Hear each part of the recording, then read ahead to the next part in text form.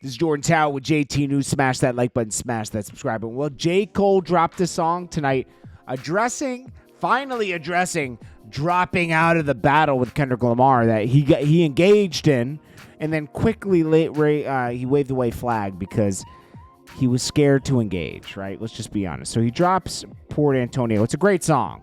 Don't get me wrong, okay?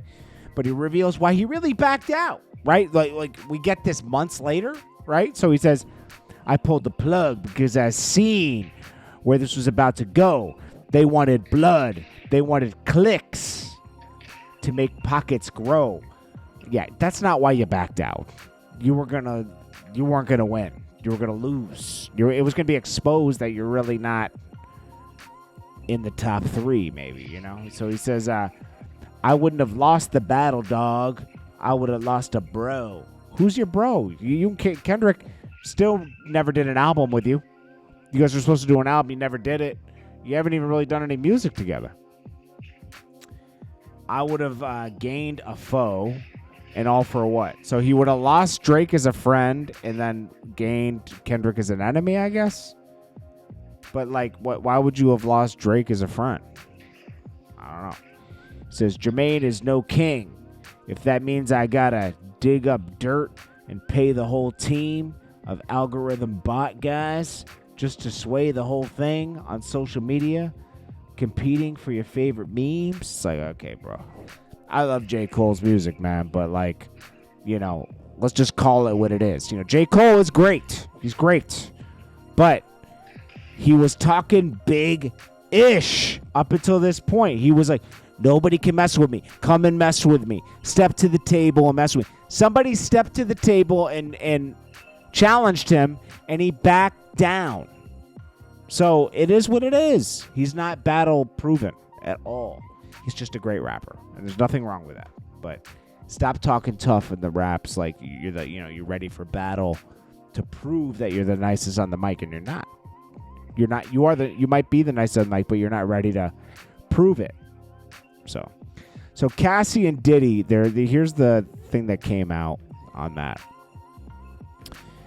Diddy is trying to make it so these tapes of him kicking Cassie they get tossed, right? Lawyers for Sean Combs, the hip hop moguls, blah blah blah blah. He's federal racketeering charges for sexual charges. Accused the government on Wednesday of leaking the hotel surveillance footage of him brutally beating his former girlfriend to CNN, saying that they may ask for the widely published video to be buried from the trial. Prosecutors have made clear upon court papers in the video, which shows him assaulting her in a hallway in 2016. This is a key piece of evidence and inexcusable behavior. It has never been clear how the footage made its way to news organizations. They're not going to let this is not going to get thrown out. I'm going to tell you this right now. If they won't let him get out on bail, they're not going to throw this out. They don't play fair. They're not going to play by the Constitution, and the judges are going to use their own volition in this, and they're going to say, nah, the tape stays in. The videotape was leaked on CNN for one reason alone: to mortally wound the reputation and prospect of Sean Combs successfully defending himself against these allegations. What? Listen, this is who he is. Like, how many people have chased a girl down in a hotel or anywhere and beat them and kicked them in the face? Only abusers, right? Piece of crap dudes. No, you don't put your hands on a woman. You just don't, okay? And there's no excuse for it. It's like, come on, guys, you're trying to paint me as a bad person. You are! It is what it is! This isn't going to get thrown out. I doubt. Plus, there isn't anybody that didn't see it. You know? So, the evidence shows that the victim tried to escape the hotel room where the defendant and an escort were without even putting her shoes on. The defendant then violently beat her and dragged her back to the hotel. I mean, come on, man. Like that. There's no way that could get thrown out. That would be disgusting. Okay, so this hurricane's going through Florida. Praise to everybody in Florida right now. I think it has weekend, so I hope that, people are surviving the storm and people got to safety. But there is this guy. It's called Lieutenant Dan. Call him Lieutenant Dan. He vowed to ride the storm out on his boat. He lives on his boat. This is his home, right? They did updates every hour with him, and eventually the police escorted him off his boat to safety because there was no way he was going to make it on his boat. I mean, the seas rise. They get very violent. You'd be slamming against rocks. The boat would end up in a Publix parking lot, like somebody said in one of the videos. It wasn't going to make it in the sea. So what's cool is, shout out to Aiden Ross, he gave him a kick deal. So he talked to him when he was in the shelter, and he said, hey, man, we're going to get you $50,000 to $100,000 for a new boat, and the deal is you got to stream every day on Kick. I think that's cool, man, and I'm sure they'll get him with the startup supplies, and he can start making money on Kick. That's good, man, because, it's charity, but also it's a business deal.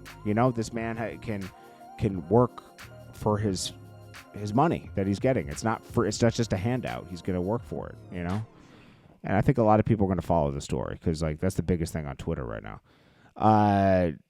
More weird footage of Justin Bieber getting Diddy just handing him more bottles of Ciroc while he's already drunk, and this is nasty out here. Then Ellen DeGeneres, very close relationship with Diddy's being revealed. She used to call him Mr. Cuddle McSnuggle Stuff, she said, and you don't need to know why. Wow. Okay. T.I. talks about quitting. I already thought T.I. quit, to be honest with you. He hasn't dropped any music, really. I mean, he drops a track here and there once in a while. I already thought he quit music.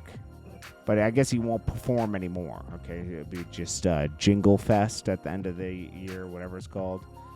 And he says that'll be his last performance. I mean, he says I have enough money and I don't have to, I can retire and do other things. Maybe I guess he'll do his podcast that he's been doing. I don't know, but he has plenty of stuff he can do. Dr. Dre also has a case against him. Dr. Dre sued for $10 million after allegedly harassing a divorce counselor. She was threatened. Let's see. 100. So let's see. Divorce Nicole. He divorced his wife in 2021, settling for $100 million. He gave to her. But I guess he had to go to a divorce counselor, and he started threatening this woman. Dr. Sophie claims the interaction with Dr. Dre and his wife started in 2018. After a prolonged period of no contact, however, Dr. Dre reached out via text. He says, I'm not going anywhere, he said, until you explain to me why you tried to talk unnamed person into saying negative things about me to the media. She denied these accusations. They want $10 million in addition to an restraining order. Come on, man. He is kind of crazy, though, I'm going to be honest. Anyways, this is Jordan Tower with JT News. Smash that like button, smash that subscribe button. I'll check you guys in the next one. Peace. Jordan Tower. New.